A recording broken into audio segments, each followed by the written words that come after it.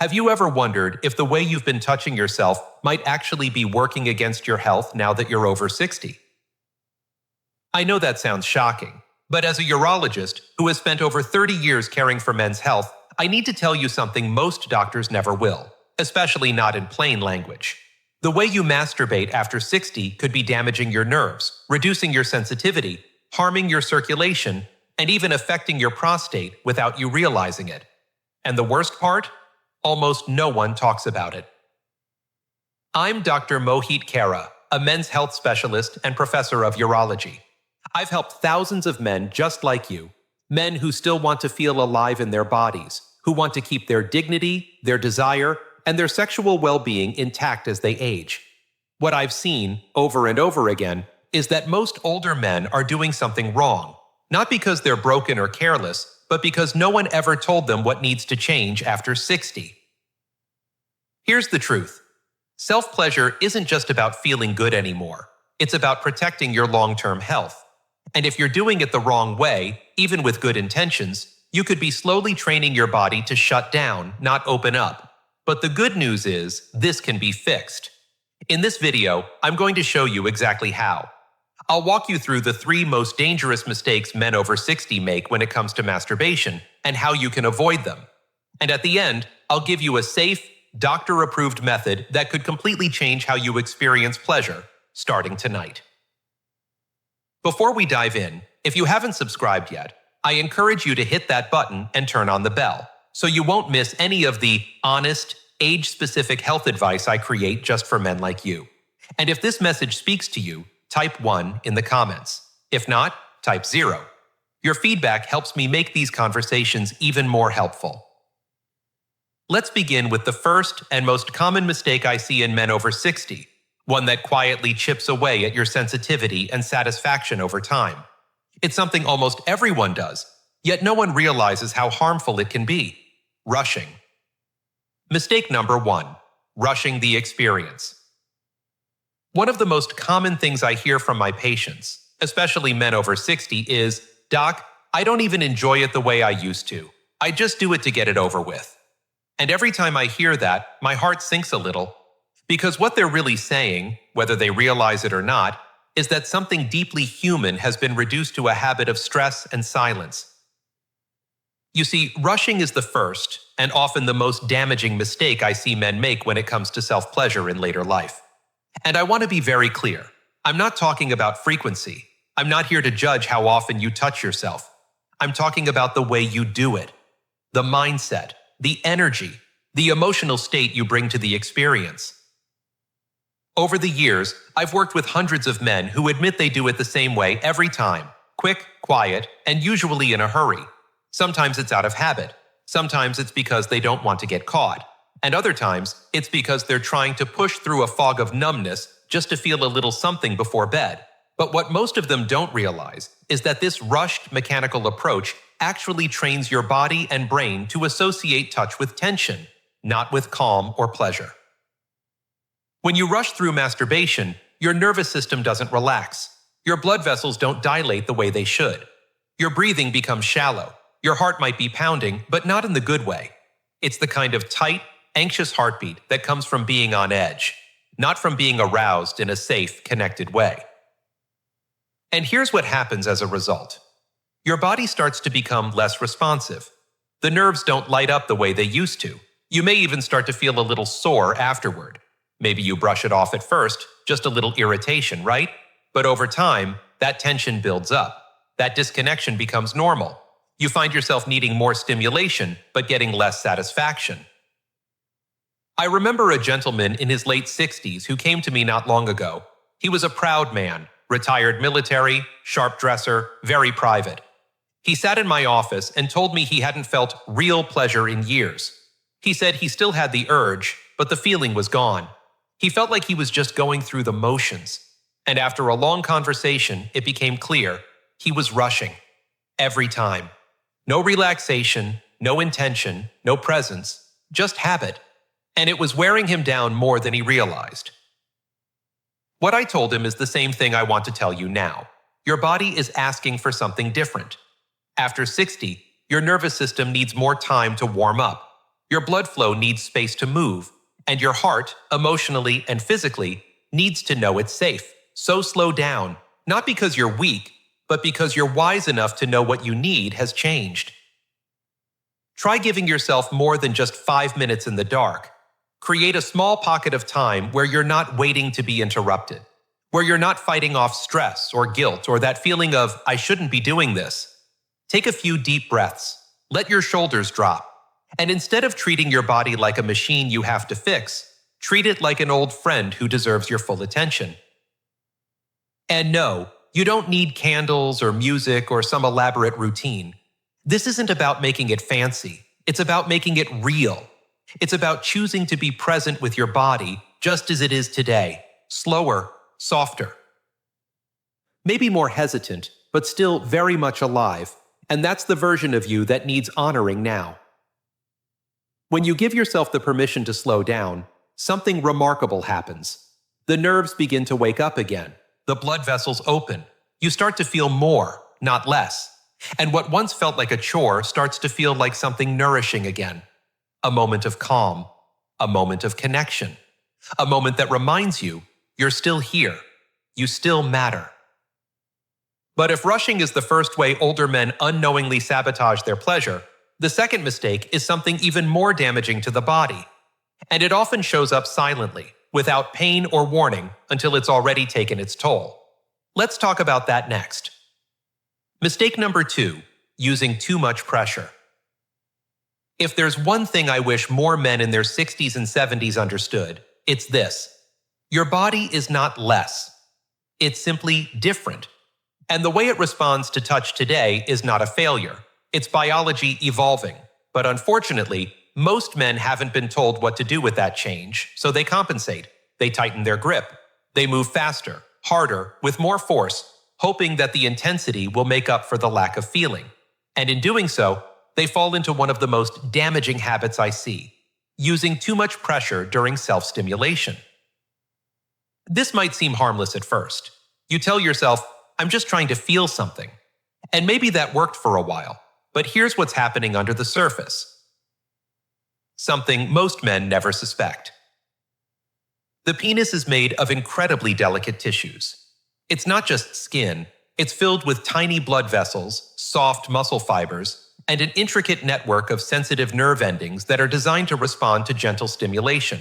When you repeatedly apply intense pressure, whether through a tight grip or aggressive motion, those tissues begin to break down. Nerve endings become less responsive. Microtears form in the skin, and over time, your body gets conditioned to only respond to that one very specific kind of stimulation, usually one that no partner could ever replicate. This is sometimes referred to, informally, as death grip syndrome. And while it's not an official diagnosis, it's a very real experience. I've had patients tell me, with quiet frustration, I can only get aroused by my own hand. Or worse, I can't feel much of anything anymore. One man, 72, said something to me that I'll never forget. He said, I thought I was keeping myself alive, but really, I was wearing myself out. The saddest part is, this isn't about lack of desire. Most of these men still want to feel pleasure. They still crave connection, but their body has been trained, unintentionally, to require friction that's too intense, too narrow, too damaging to sustain. And what once was a source of release slowly becomes a source of frustration, or worse, emotional withdrawal. I understand why it happens. When sensitivity declines, it's natural to want to feel more. But more pressure is not the answer. In fact, it only accelerates the loss. What your body is actually asking for is gentleness, patience, and a willingness to rediscover sensation in a new way. That takes time. And it takes a shift in mindset. Start by loosening your grip, even if it feels strange at first. I know that change isn't always easy. One of my patients compared it to trying to write with his non-dominant hand, but he stuck with it, and after a few weeks, something began to shift. He told me, Doc, it's not just that I feel more, it's that I care more. I'm finally present with myself. Using a natural, fragrance-free lubricant can help as well. It reduces friction, protects the skin, and encourages a more fluid, relaxing motion. But the real change happens when you stop thinking about self-pleasure as something to accomplish and start treating it as a form of care, as something you do for your body, not to it. Just like you wouldn't rub a sore shoulder aggressively, your genitals need to be approached with that same kind of intentional softness. And if you're someone who's already experiencing reduced sensitivity, don't panic. The body is resilient. With time, gentler stimulation can retrain your nervous system to respond to more subtle touch. It might feel different, yes, but different doesn't mean worse. It might even feel more connected, more satisfying, more human. What I hope you take away from this is simple. Your body isn't asking for more force, it's asking for more care. And when you give it that, it remembers how to feel again. But the physical damage caused by excess pressure isn't the only thing sabotaging men's pleasure as they age. There's something even more powerful and even more overlooked, not in the skin, not in the nerves, but in the heart and mind. And that's what we need to explore next. Mistake number 3, ignoring the emotional side. There's something I've noticed after 3 decades of working with men, and it's not something that shows up in blood tests or scans. It's quieter, heavier, but no less real. It's the emotional weight many men carry when it comes to their bodies, their pleasure, and their identity as sexual beings. And sadly, this is one of the most overlooked yet most powerful factors in why so many men over 60 begin to feel disconnected, not just from sex, but from themselves. You see, we're raised in a culture where emotions and masculinity are often seen as opposing forces. Most men were never taught to connect pleasure with emotional safety. For years, maybe decades, you were expected to be strong, steady, and silent. And for many, that silence followed them into the most intimate parts of their lives. No one ever told you that how you feel about touching yourself actually affects how your body responds to it. I've spoken with men who feel ashamed just for still having the desire, others who feel guilt or confusion because their bodies don't respond like they used to. Some who were raised in households where masturbation was labeled dirty or wrong, and even now, at 65 or 70, they still carry the echo of that judgment. The mind may have moved on, but the body remembers, and it holds on. There's one man I worked with, late 60s, divorced, former engineer, who told me that he hadn't pleasured himself in nearly 10 years, not because he didn't want to, but because every time he tried, he felt a kind of invisible wall. A discomfort he couldn't explain, not physical, emotional. He described it as like walking into a room I didn't feel welcome in anymore. And what he didn't realize was that the wall wasn't his body, it was his shame. When we began unpacking that, gently and without judgment, everything started to shift. He wasn't broken. He wasn't done. He was simply carrying years of unspoken tension that had nowhere to go. Once we named it, honored it, and created space for it, something changed. His body started to respond again, not just physically, but emotionally.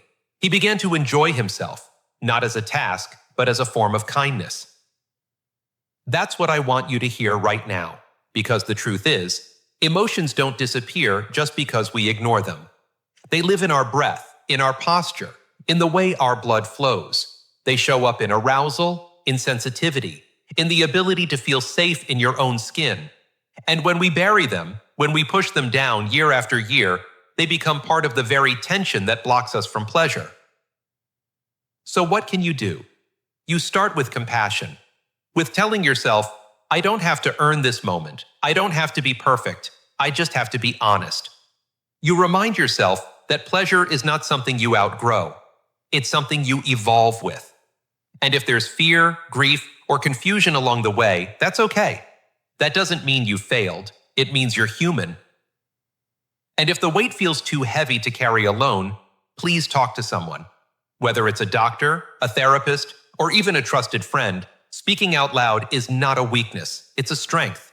Especially for men of your generation who were taught to keep it all inside.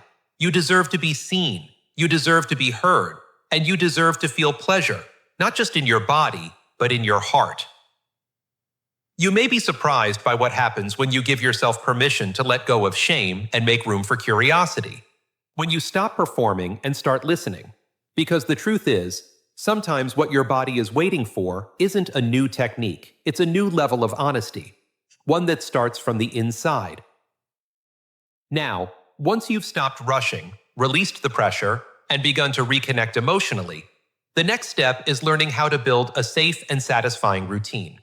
One that isn't just physically gentle, but genuinely healing.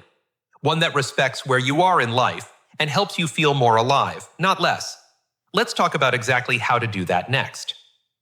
Solution number 4, slow, gentle touch. After we've unlearned the old habits, rushing, overgripping, and ignoring what's happening emotionally, it's time to ask an important question. What does your body truly need now?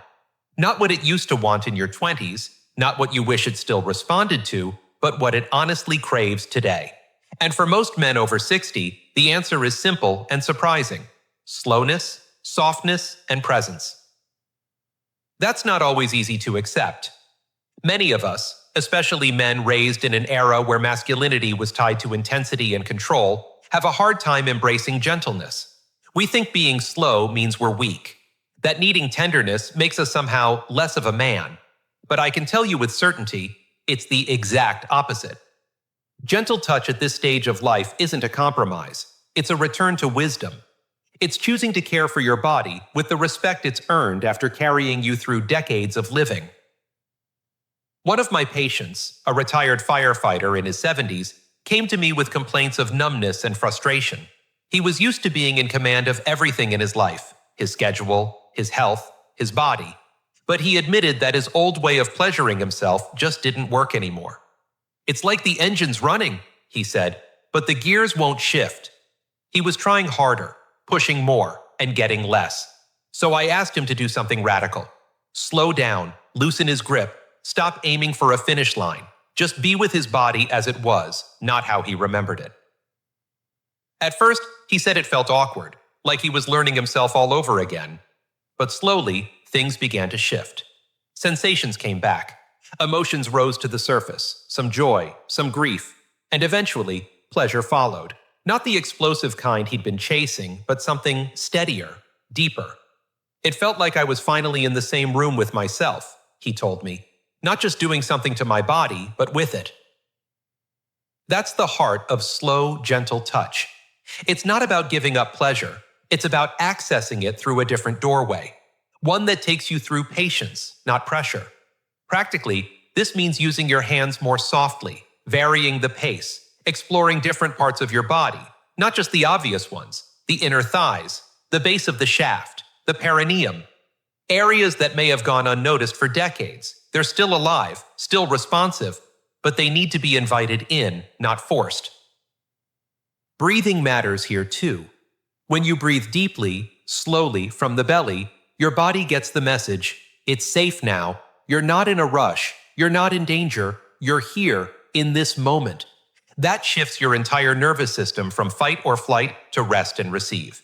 And that's where real arousal begins, not in friction, but in relaxation. You can also think of this practice like physical therapy. If you had an injured knee or shoulder, you wouldn't pound on it. You'd rehab it, slowly, gently, over time. The same principle applies here. You're not just touching yourself for release. You're touching yourself to stay healthy, to stay connected, to keep your tissues and blood flow active. It's a kind of healing. I know for some men, especially those who've been disconnected for a while, this might feel unfamiliar or even uncomfortable at first. That's okay. You don't have to get it perfect. You just have to be willing to try. And if you stick with it, if you keep showing up with curiosity instead of pressure, you'll likely find that your body hasn't shut down at all. It's just been waiting for you to meet it where it is. This approach isn't about technique. It's about attitude, a mindset of kindness, of presence, of letting go of performance and rediscovering what it means to simply enjoy being in your skin again. And when you do that, something opens up. Something deeper than just sensation, something that feels like home. Now, once you begin practicing this slower, more intentional way of connecting with yourself, the next step is just as vital, but it happens at a different level. It's not about how you move or where you touch. It's about how you feel while you're doing it, and whether you allow your whole self, mind, body, and heart to be part of the experience. Let's go there next. Solution number 5. Stay emotionally present. I can't tell you how many times I've sat across from a man in his 60s or 70s, strong, accomplished, thoughtful, who quietly admits that he doesn't feel connected to his body anymore, not in the way he used to, not even when he tries. He'll say something like, "I go through the motions, but it's like I'm not even there," or "I don't know what I'm supposed to feel anymore." And every time I hear that, I recognize the pain behind those words. Not physical pain, but emotional distance. The kind that grows over years, silently, when we've been told that sex should be purely physical and that emotions are a distraction, or worse, a weakness. But here's the truth, and I say this not just as a urologist, but as a man. Your emotions are not separate from your body. They're not in the way. They're part of the way. If you're not emotionally present during self-pleasure, your body will know. Your nervous system will know. And most importantly, your heart will know. Without emotional presence, even the most careful touch can feel empty. You may still climax, yes, but it will leave you feeling unsatisfied, maybe even a little lonely. And that loneliness doesn't come from age, it comes from disconnection. I once worked with a man in his early 70s. He had been married for over 40 years, widowed for 5, and hadn't touched himself since his wife passed. Not because he didn't feel desire, but because he said it just didn't feel right. He had tried a few times, but always stopped halfway. "I'd feel guilty," he said. "Sad, almost like I was betraying something." He wasn't broken. He was grieving. His body wanted comfort, but his heart hadn't been invited to the conversation.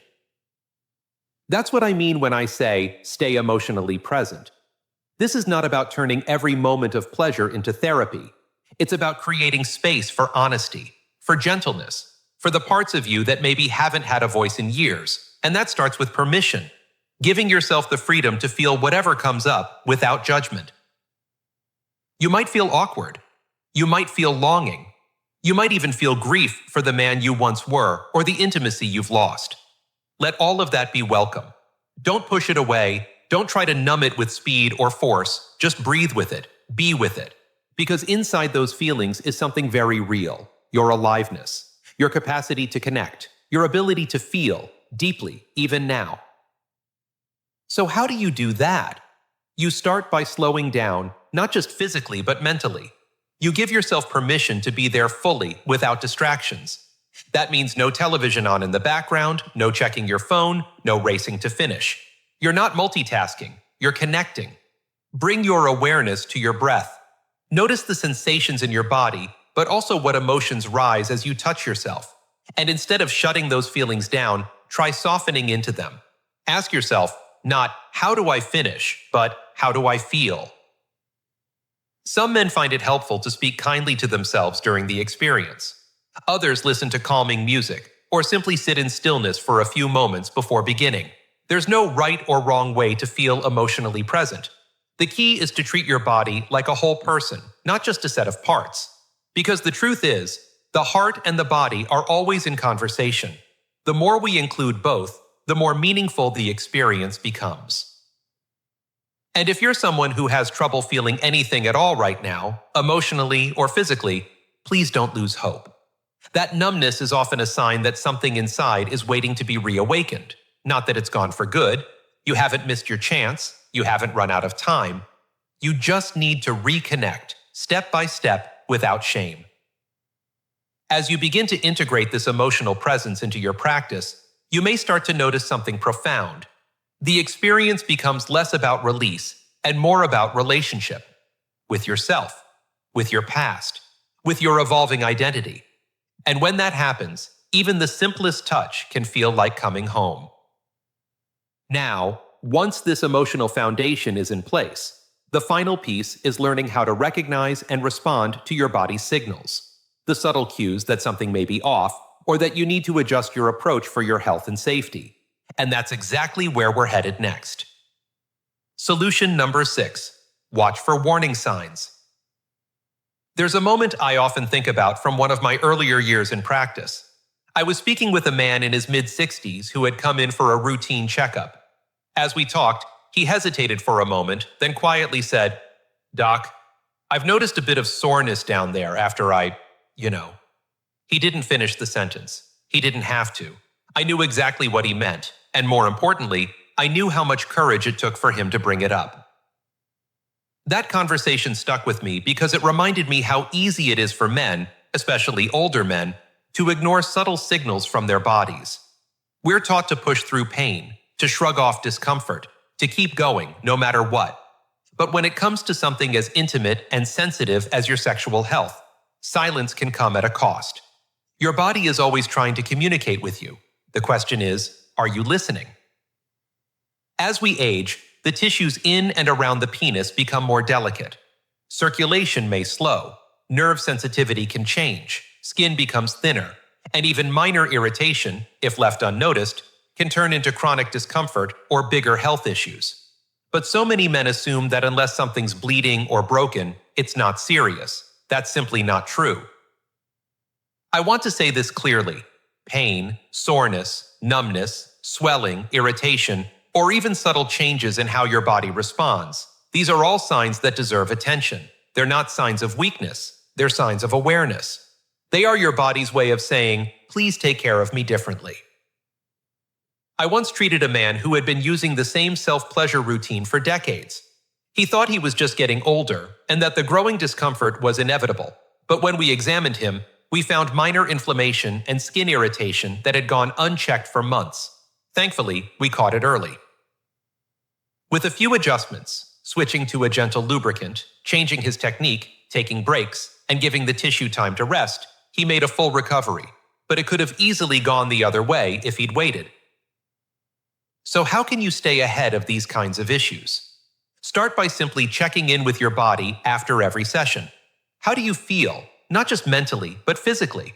Are there any areas that feel tender, overly sensitive, or unusually numb? Is there any redness, swelling, or a lingering ache that wasn't there before? Don't dismiss those things. They're not just part of aging, they're messages. Make it a habit to examine yourself once a week. Gently check the skin around your genitals. Look for any changes in color, texture, or sensitivity. Notice whether there's any tightness or dryness. And most importantly, trust your instincts. If something feels different, don't brush it off. Bring it to your doctor. That one conversation could save you from months or even years of discomfort. And let's talk briefly about your prostate. If you're over 60, this gland becomes increasingly important to monitor. Frequent urination, weak flow, discomfort in the pelvic area, or pain during or after orgasm. These could be signs of an enlarged prostate or other underlying issues. Don't wait until it becomes unbearable. Regular checkups, especially with a urologist who understands the unique needs of older men, are one of the most powerful ways you can protect your long-term health. I've found that when men begin treating masturbation not as a secretive act, but as part of their overall wellness routine, everything shifts. It's no longer about avoiding shame. It becomes about honoring the body that's still carrying them through life. And when you approach your body with that kind of care and curiosity, the rewards go far beyond physical sensation. They reach into your confidence, your sense of dignity, your peace of mind. So listen to your body. Trust its signals. And know that asking for help or adjusting your routine isn't admitting defeat. It's choosing wisdom over wear. It's choosing longevity over habit.